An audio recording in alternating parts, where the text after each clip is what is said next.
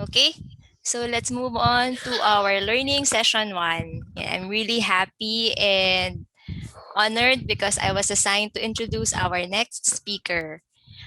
Our next speaker is Gloryrose Dy-Metilla. She is a Filipino architect and a graduate of the University of the Philippines, Mindanao. She was a 2009 YP workshop participant and briefly joined TAO as a program staff. She has since then completed a design summer school in Tongji University in Shanghai, China, and a master's degree in urban and cultural heritage from University of Melbourne in Australia. In 2012, she co-founded Suito Designs Architects, a studio focused on cultural sensitivity in design and on urban and cultural heritage. Her Davao City-based design firm currently works on several projects with the Department of Tourism and the Bangsamoro Autonomous Region of Muslim Mindanao. Hindi nakalagay dito na sobrang galing ni Lottie magsayaw. So let us all welcome our speaker, Gloryrose Dy-Metilla, or as we call her, Lottie. Lottie! Hello. I think my video. Thank you Yes. for the introduction, Ate Osa. Yan. Thank you. So, yeah, good afternoon, everyone. I'm so happy to be here and to share my experience about creating my own firm, as what was instructed to me by Ate Je. Thank you, Ate Je, for inviting me and to the entire TAO-Pilipinas team. Thank you so much also to everyone who is listening now. So, even if I had a small stint with TAO-Pilipinas Inc., my experience in this organization really made me who I am today, a Filipino architect running my own firm. So, let me start with a very brief story. It is about a fresh graduate in architecture who was a woman. And this woman had a chance to work with a group of Filipino architects for her first job. One day, her boss said to her, if you found or create your own company, you hit two things or two birds. The legacy, first, the legacy to be able to make something on your own which has an impact to others.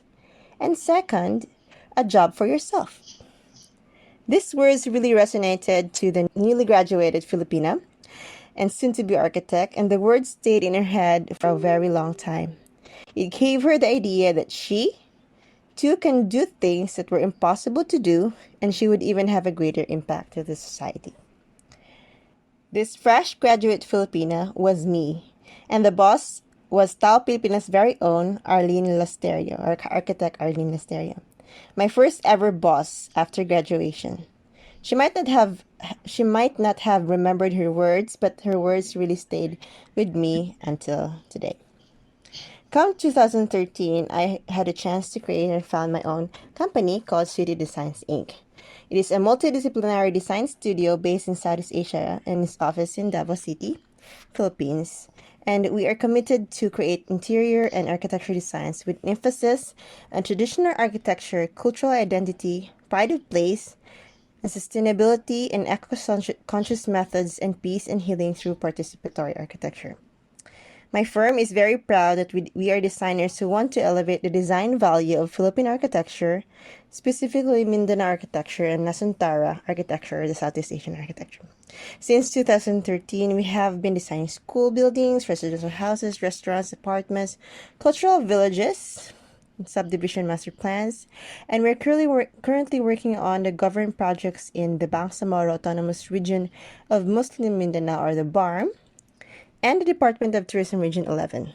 Apart from the mainstream practice, we are also dedicated to doing workshops such as Indigenous Peoples Design by conducting participatory design workshops with organizational stakeholders in the Indigenous people sector to be able to promote and preserve the rich cultural architecture of Mindanao Indigenous design.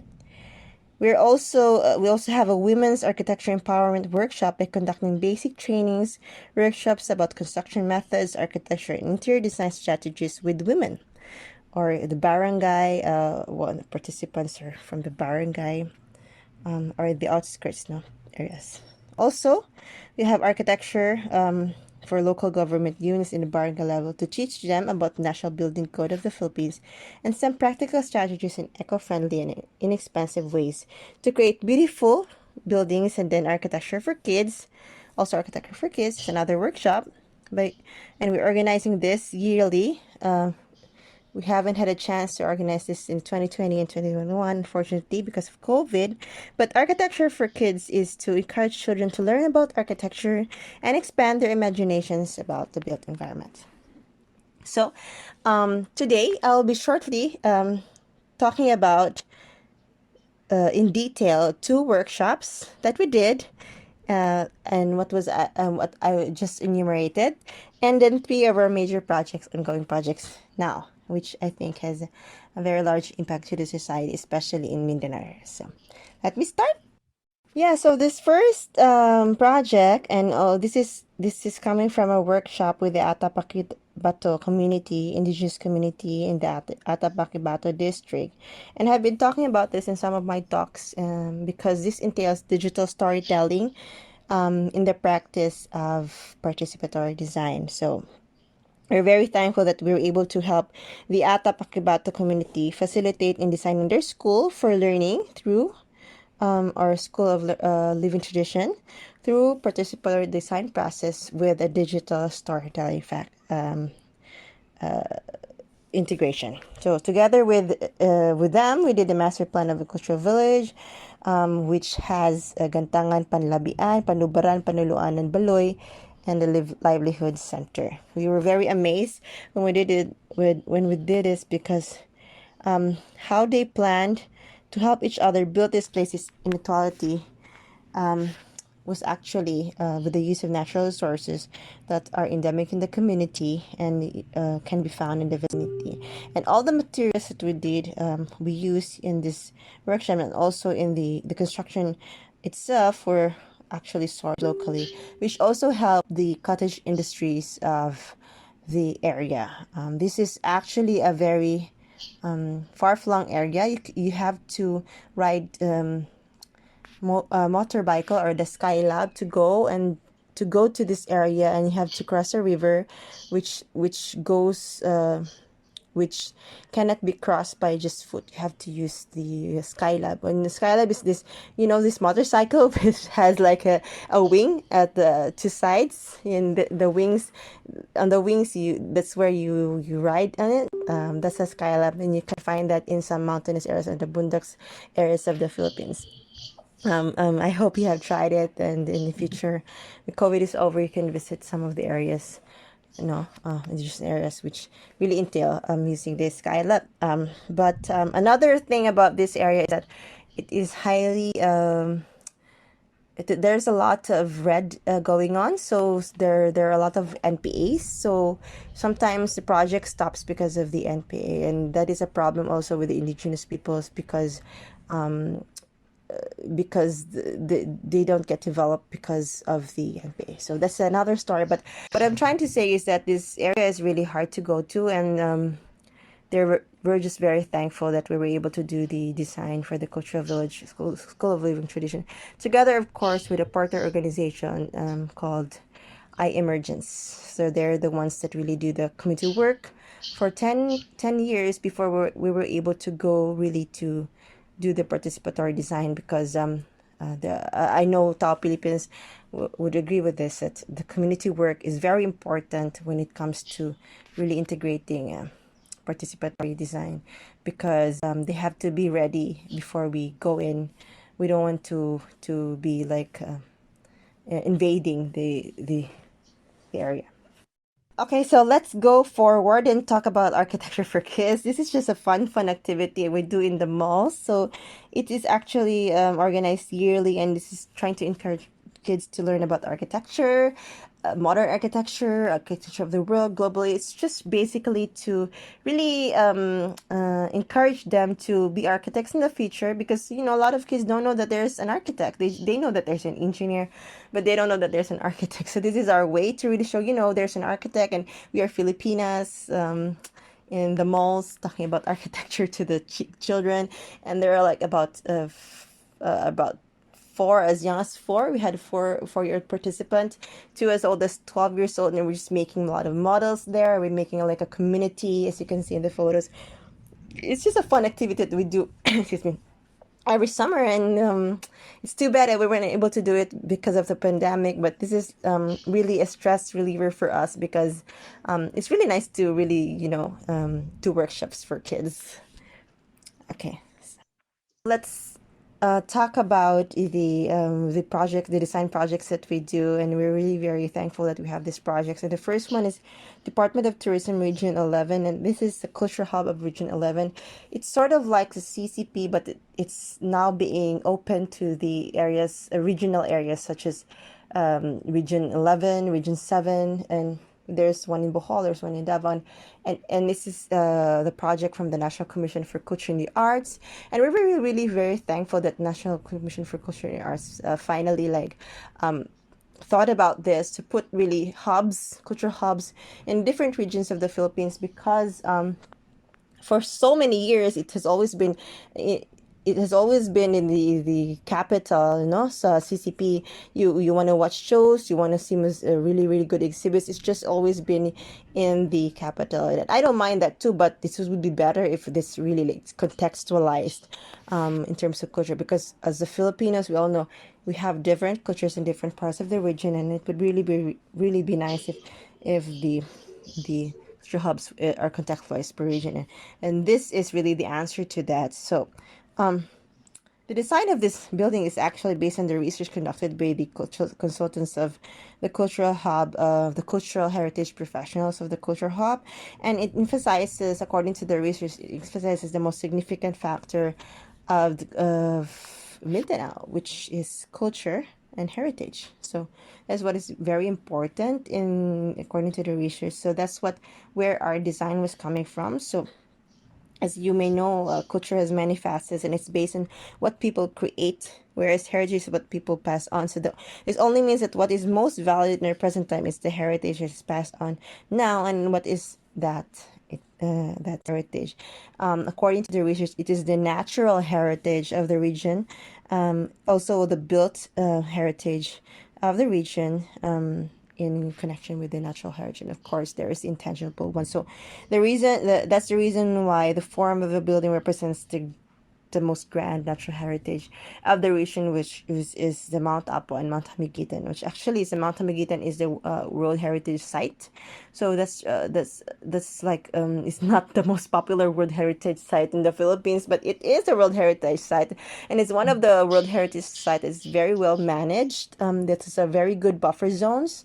So buffer zone, and it's also very sustainable in terms of buffer zone. They have built economic development around the buffer zones of the Matamigitan, and that's where the design is really coming from, no, of this cultural hub. So that's why it looks like a mountain, and the silhouette of this culture hub facade, which really represents the intangible heritage of the region, which is indigenous communities, because these indigenous communities are really the ones like guarding the entire, natural landscape, natural heritage of the region. So there are a lot of inhabitants that are from different indigenous communities, and that's why we put the silhouettes there at the facade of this cultural hub.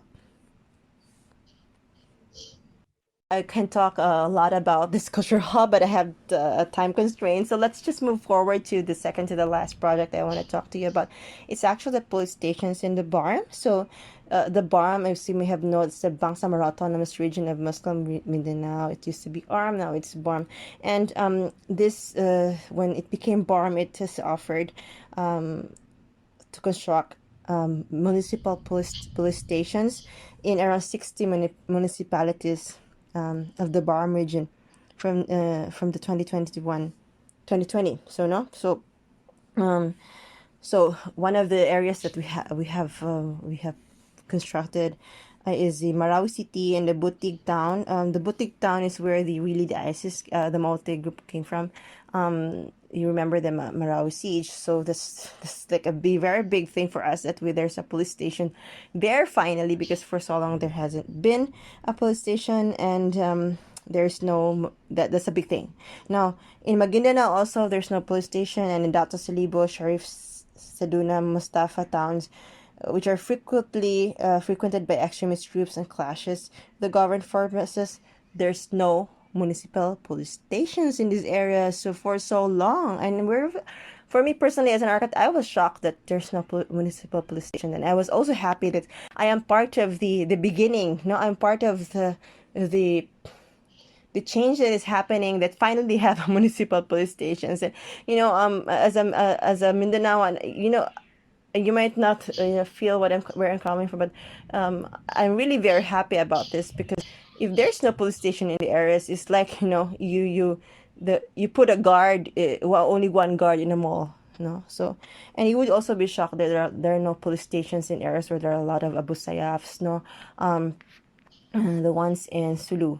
No, there's just one police station. So, it's without police stations, it's putting like just one guard in a very big mall. And really, kawawa ang ating mga police if we don't have police stations. No, now, talking about the design of these police stations in Barm, there is a standard for the design of police stations, but because we want to show the cultural identity of the police stations in the Barm, to really show that it is Barm police stations, so we have injected a little bit of a lot of design aesthetics that is just identity of Barm, and it's just, as you can show in some elements you see in the perspectives here. Okay, now finally the final project that I want to show. I really want to show everything, but this is I have only had 10 minutes, so this is the final project I'm going to show to you. This is the municipal halls of the Barm. So we originally have to do just 5, but because the municipal council were very excited to have, to finally have their own municipal halls, and you would be shocked that the areas in the Barm areas before didn't have, some of the towns didn't have municipal halls. And I'll just leave it to your imagination where they conduct their hearing. But yeah, they don't have municipal halls, and finally they have municipal halls. So originally it's just 5, and now it's 11. So we have 11 municipal halls being awarded and ongoing construction in the different areas. So this is, of course,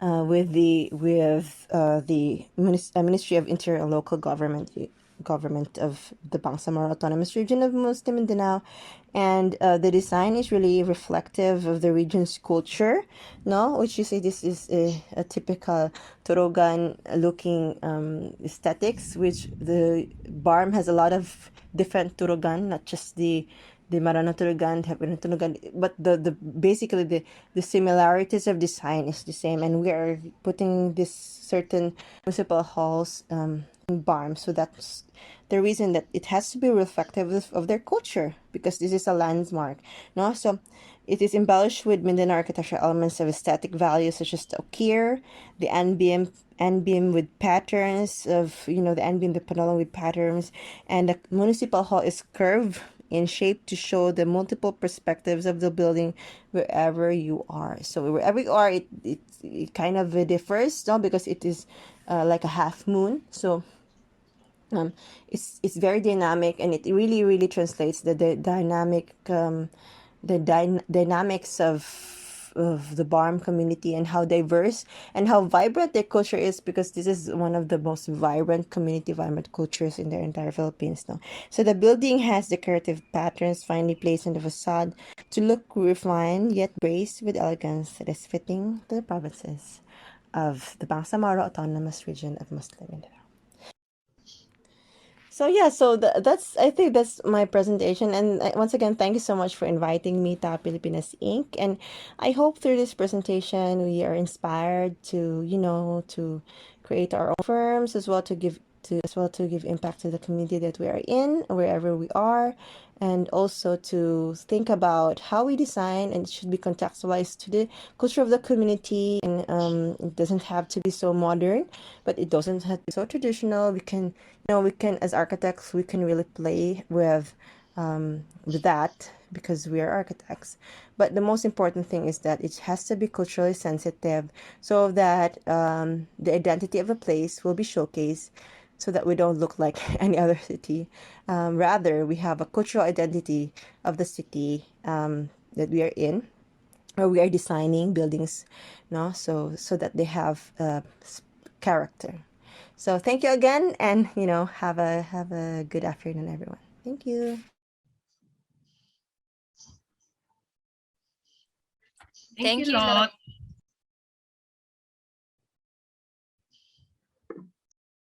Okay, so the for the questions, we'll have an open forum later. So let's proceed with the next speaker for our learning session 2.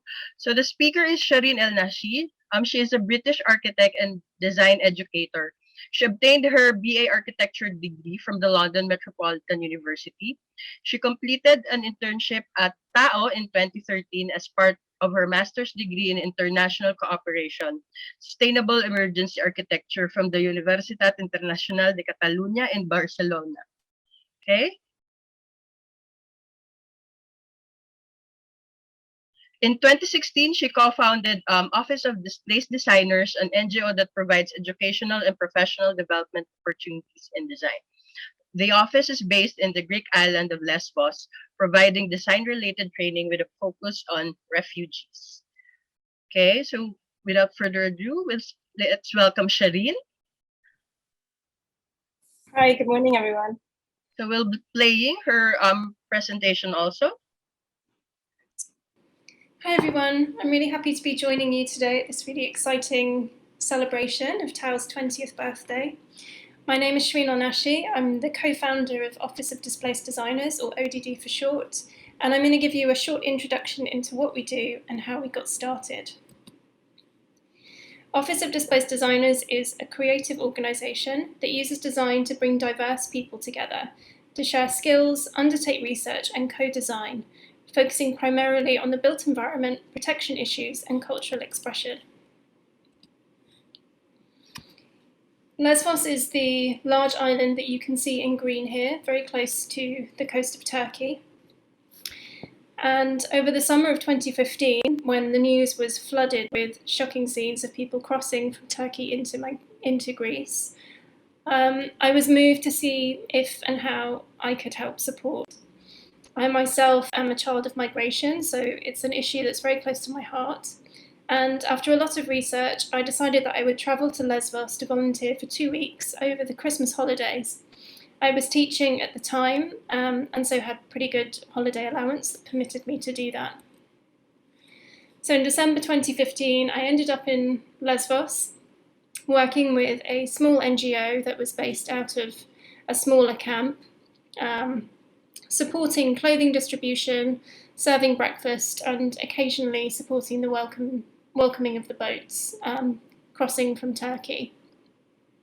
At that time, hundreds of people were arriving each day, but they were only staying for a night or two, continuing onwards in their journey. So at that time, the borders were open, so it was a very transient place. In March the following year, I returned again to support the same NGO.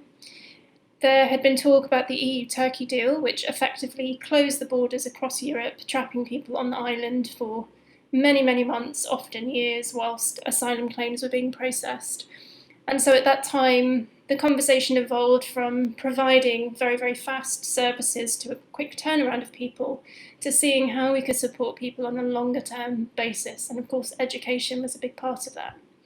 So myself and ODD co-founder Kimberly came together and ran a education needs assessment at the smaller camp to see what kind of interests and capacities were there. And it was during this assessment that we got to know the residents' skills and interests and saw lots of creative interventions, such as the one here, where a mother had fashioned a child swing from, bits of shelter that they had left over and some clothing items.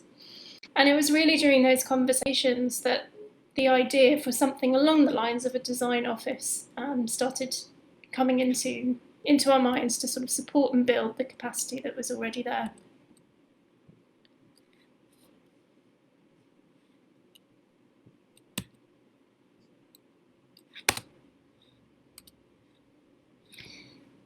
So later that year, in August, we formed a small group and ran a 1-month pilot. This first meeting, which took place in another community centre, allowed us to look across the camp to look at the setting and discuss the different challenges and the ways in which we might be able to start to do small interventions. It gave great opportunities for cross-cultural friendships and skill sharing to occur. And here we see Siraj and Jewett, who together built our temporary office space at Karatepe camp. Jewett was a carpenter from Morocco and Siraj was an administrator from Eritrea. And they kind of swapped carpentry skills and business administration skills, work ethic skills, and formed a really lovely friendship.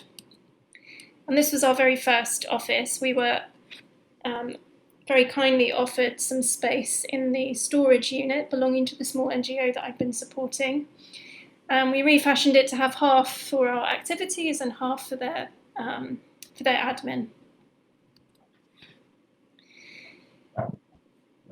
Later on in that year, so around October, November time, after the pilot, we were sort of forced to vacate the space that we had been in at Karatepe, and so we looked for alternatives. And reflecting back on feedback from the team, who at that time had been feeling a bit cut off from the rest of society, we chose to move forward and continue with the project for a year from an office space based in the city. And so this is our little welcoming celebration in the office with Kimberly, the co-founder.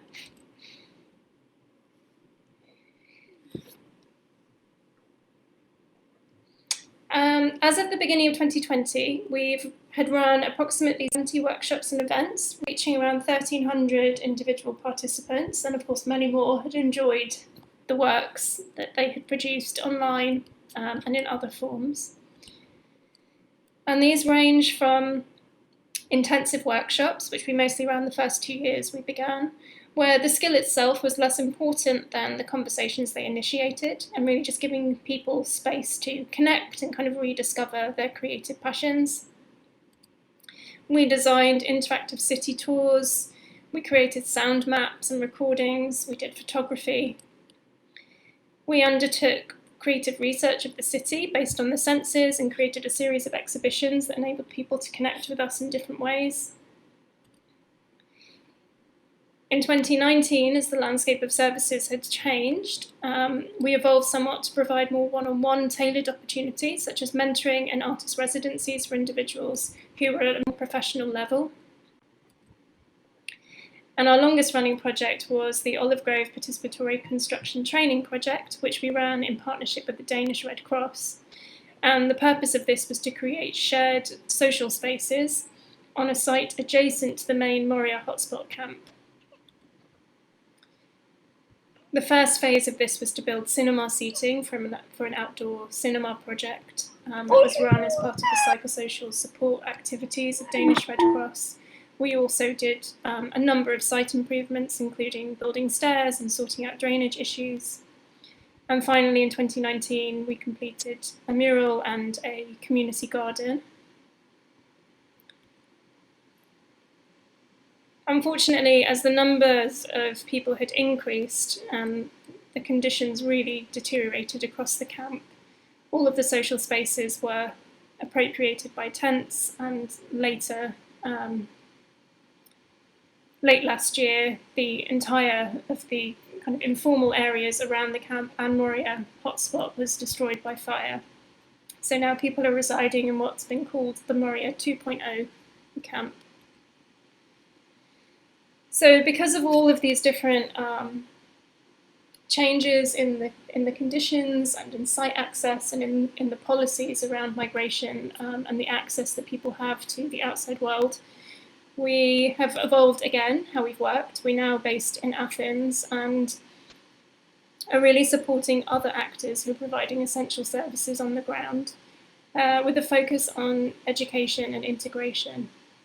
So we're sort of providing our design and technical expertise to them to support them in creating spaces that really uphold people's right to dignity and architecture. We're undertaking various research projects at the moment, one of which is looking at housing pathways for refugees in the city. And the most recent development is that we've joined the Global Free Unit, which is essentially an alternative architecture education model, which has been in development for many years and headed by Robert Mull, who has also, I'm very happy to say, joined ODD, who's an incredible educator and architect and activist. And as part of the Global Free Unit, we are essentially one classroom in an archipelago of many, many global classrooms.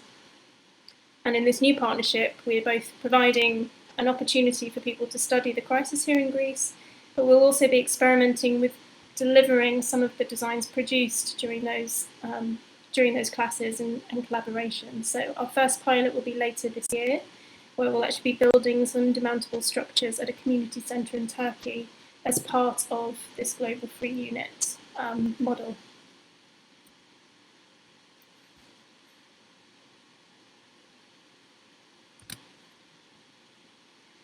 And so I just wanted to end with this picture, which was actually the year after I did my internship, when I had the opportunity to return to Manila and continue with some of the research I had begun whilst I was with TAO. Because I just really wanted to kind of end on the note of how inspiring and incredible that experience being in Manila with TAO was. It was really informative and inspiring to have the privilege of experiencing their ethos and values, and especially that the atmosphere of respect and trust and friendship, and all of those things are really things that I strive to replicate in my own practice. So massive thank you to all of you at TAO, and congratulations on an amazing achievement reaching the 20th birthday. Salamat po. Thank you, Shareen. That was a wonderful presentation. And the picture reminded me of that bowling tournament that we had. Okay, so for now, we'll open the floor for questions. So if you have questions, you can either raise your hand or put it in the chat box.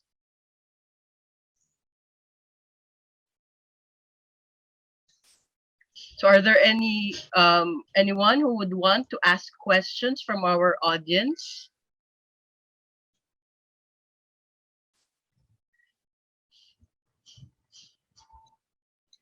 If there were no one to ask, maybe we could read some of the comments and questions. Yes, Angel, sige. Let me read one question addressed to Gloryrose, yan, kay Lottie. Did the community consider hazards in the design of the atap pakibato? If yes, how did they incorporate this in the design? Yes, so yeah, they at first, of course, they wanted to really be traditional. Can you hear me? Yes. Yes. So they really was very strong on like just using pegs. So that's where a technical team injects no kasi they want to be traditional. They want to really rebuild the most traditional, yung pinaka-traditional talaga na cultural village without nails, without yarrow, without just using pegs and all that, and especially the foundations area. That's a bit tricky part kasi as professionals, we don't want to be like don't know it all there na parang you have to use nails, no, hindi kailangan nagbags ganyan. But at the same time, they also need to be disaster resilient. So it entailed a lot of visits pa. At first, I have to be honest, yung first na ginawa, talagang it was broken by the typhoon. So that was a learning experience for our indigenous people's tribe. Parang ma'am, kailangan pala na no. So parang I mean we didn't want to be super yung parang gawin niyo talaga ganito disaster resilient, but at the same time we had at the back of our minds, no. So a lot of materials and resources na nasayang during that time kasi nga nagiba sa typhoon, and the community organizer said sige lang ma'am, because that's part of the learning experience of our partner Lumad. So ayun, they finally rebuild disaster resilient na mga structures from the nagiba. And then also we had a partner na disaster resilient expert din kasama namin. So yeah. It's not a walk in the park talaga. Thank you for that question. Okay, thank you, Lottie. Okay, next question. We have a question for Miss Shareen. What are the common issues you've encountered in your design workshops? There's a long list of, of challenges for all of the workshops. I think probably the biggest one, and maybe the one that is most different from the work that TAO does, is this idea of community. So for TAO, I think the majority of times you have an organized community, they've been rooted in one place, they're very well established.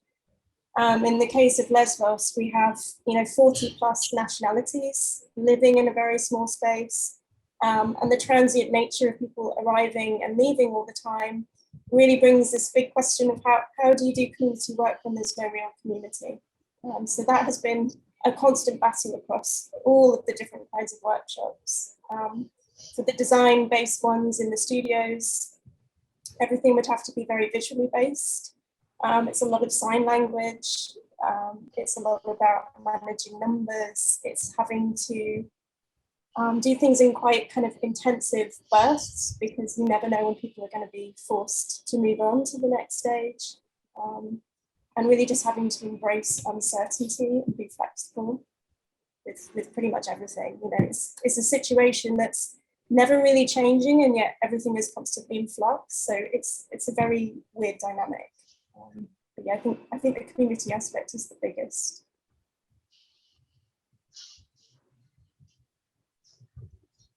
Okay. There are some comments for Gloryrose.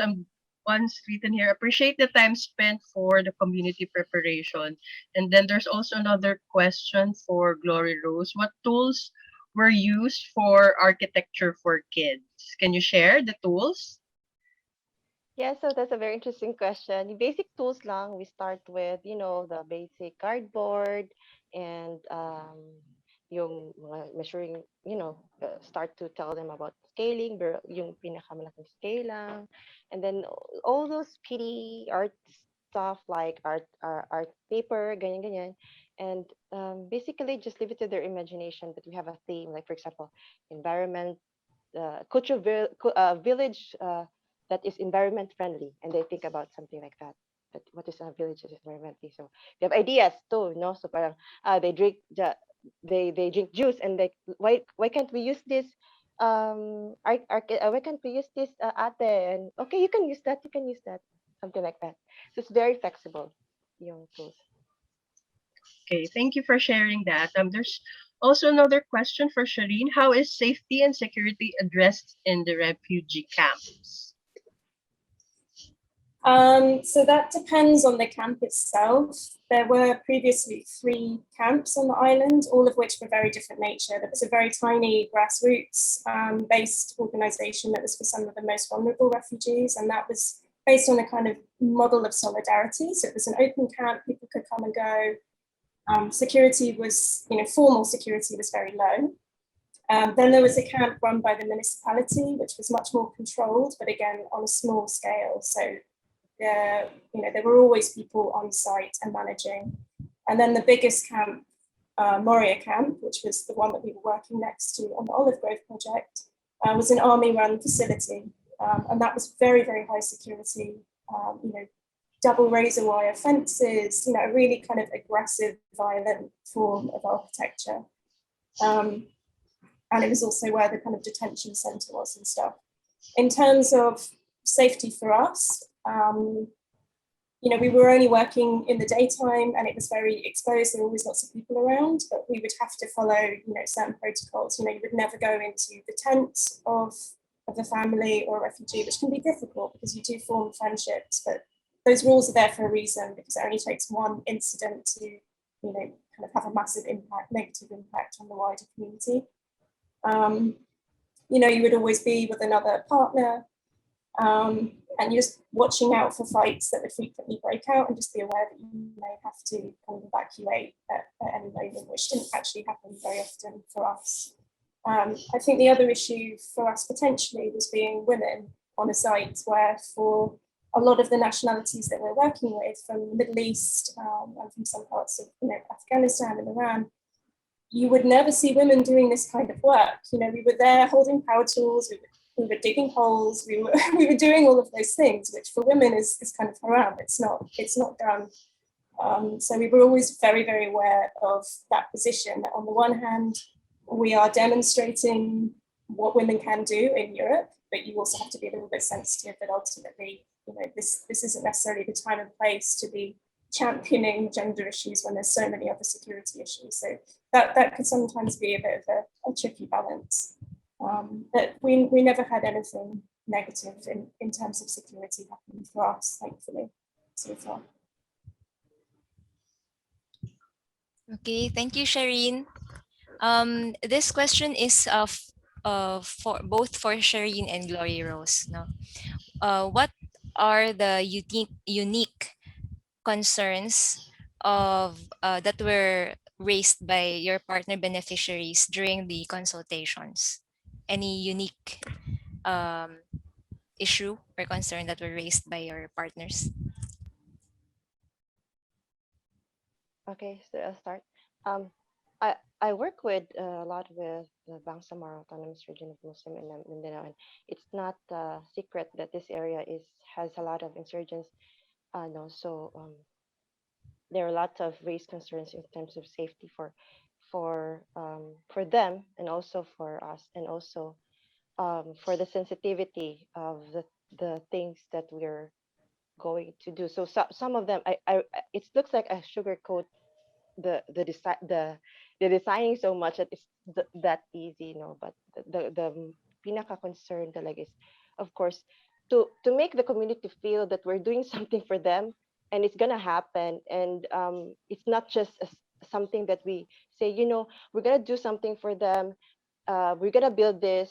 It's gonna change the community economic development. It's gonna give sustain the camps that used to be camps of MN left, and just stop there. No, so it's the concern is really to be very honest what is happening, and to make sure that it's done, because once as part of the peace and development, once you say you promise something and then you don't do it, that's gonna be a very big deal, and it's um, uh, that's gonna be such a big deal. And I don't even want to expand on how big the deal is. No, it's gonna create a lot of deal. So yeah, that's the most concern for us. I hope I answered your question. Yeah, I would agree with that. I think it's definitely necessary to underpromise and overdeliver at the time when you're doing community work. In terms of kind of unique concerns, I'm not sure they're necessarily unique to the context. A lot of it, when we were doing public space consultations with the wider community, it was about, dark spaces, slipping on kind of the hills, poor lighting, the kind of very basic security issues that you might find doing any urban projects. I think maybe something that was more unique that came up a lot was this sort of the desire for a lot of people to want to participate in something like this because they wanted to have something to do, because actually boredom is probably one of the biggest issues that people don't talk about so much. But at the same time, they wouldn't necessarily understand why those spaces were important. Like, why are we actually doing this? I'm not going to be here very long. So we were kind of having these conversations about, well, we want to make it as good as we can here. And the fact is, you don't know if your cousin's going to be coming in a few months. So let's try and improve it for them. As soon as they started thinking about, oh yeah, I want to leave this place better for other people, that they don't find it the same condition, that was then quite a big motivator for them. So I think that was probably one of the kind of things that people were battling with themselves.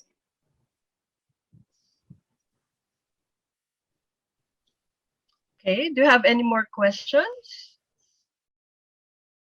I think that's the last question we have. Okay. Okay, so Ate Arlene, are you raising your Yeah. hand? Yeah. Because you can, I could barely see you in the screen. Okay, if you have questions. Just maybe a comment. I didn't expect that both presentation is very related. Uh, you're both working in a very complex environment, and both are women. Maybe I don't know if it's a comment or it's a question, but I think the issue of trust, working with your team that you can trust, and working with the people you don't know, that you need to build trust. It's critical, in the conduct of the project, and in whatever results you could generate out of it.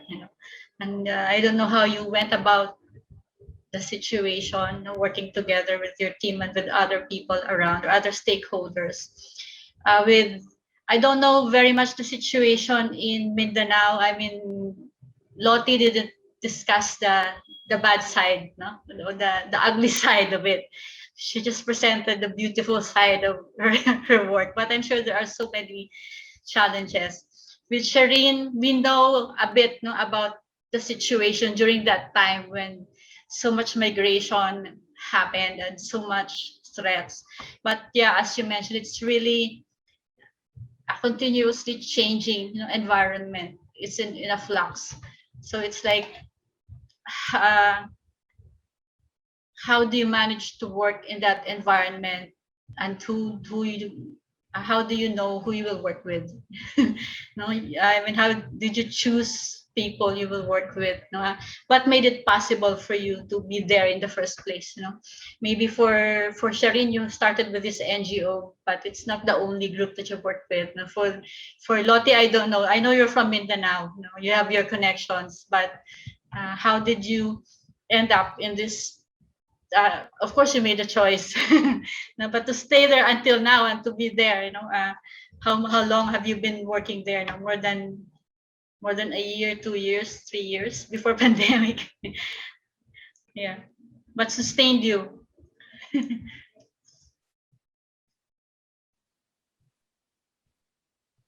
Hi, Ate Arlene. Thank you so much for that. No, if I may, no, I was really touched that you said that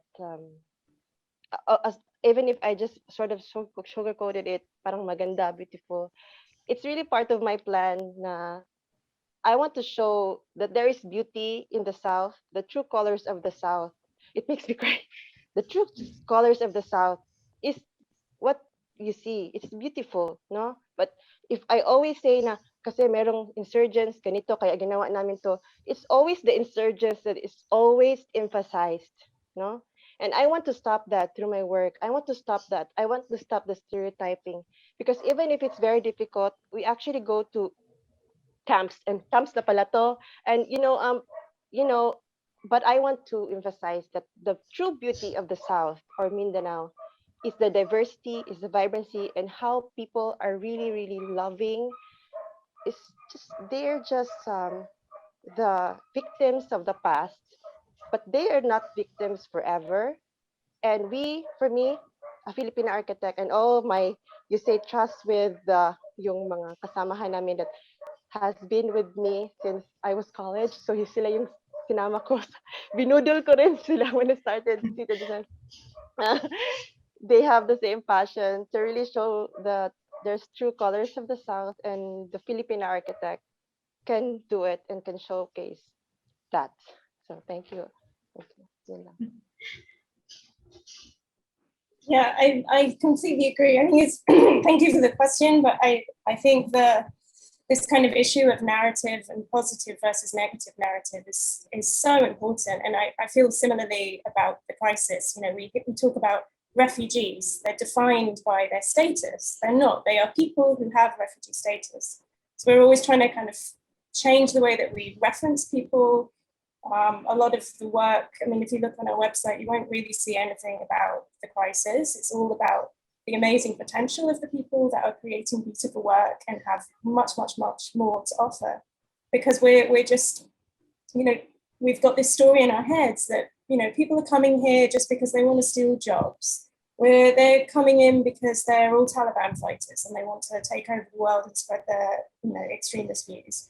It's such a tiny proportion, but they speak louder and their story is more extreme, and so it shocks and it brings attention. And unless we're actively trying to counter that, it's just going to spiral, and then what happens then? That perception becomes reality. So I completely agree with what you're saying about wanting to show the true colours and beauty of Mindanao. I think it's so important. Thank you. You're doing a lot more than TAO have done, in the past 20 years, I think, for the brief period that you've been working there.